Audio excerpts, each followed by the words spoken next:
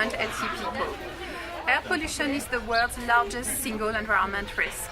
It's killing 7 million people a year. Developing countries are the ones most affected, and especially children and the most vulnerable. Out of the 2 million children who die every year out of respiratory disease, 800,000 of them are dying because of air pollution. Of course, in the United Nations Environment Programme, we work on policies with governments and stakeholders, but we also need to raise awareness and educate people.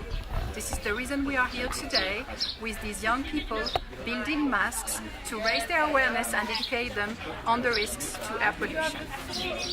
The artist Wen Feng was talking about China and said, we don't have Facebook in China, but it should be named MASKBOOK because we all wear anti-pollution masks.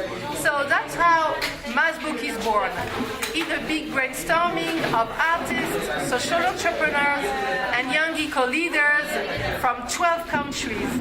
MASKBOOK is a project based on exhibitions, workshops, a new mobile app in partnership with UNEP, and many events. Short-lived climate pollutants are responsible for, they contribute to the 7 million deaths that occur due to air pollution. Now what we do in CCAC is to bring countries together, bring willing partners together to tackle the emission of short-lived climate pollutants. I need to give this figure that about 600,000 people die from air pollution in Africa. Now, but many people just fall sick, but they don't actually know the causes of it.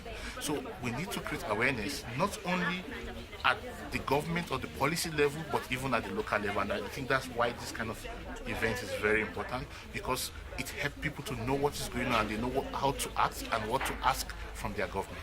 The awareness bit is one of the starting points for mitigating both air pollution and climate change.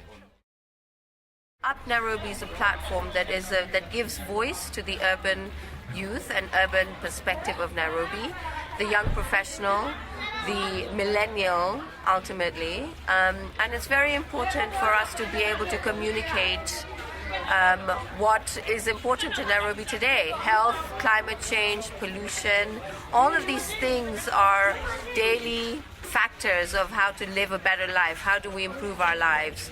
How do we get better at what we do on a daily basis? So this is why it's so important for us to be partnering in this workshop so that people can get a feel for what it is to have art and creativity connected to daily problems.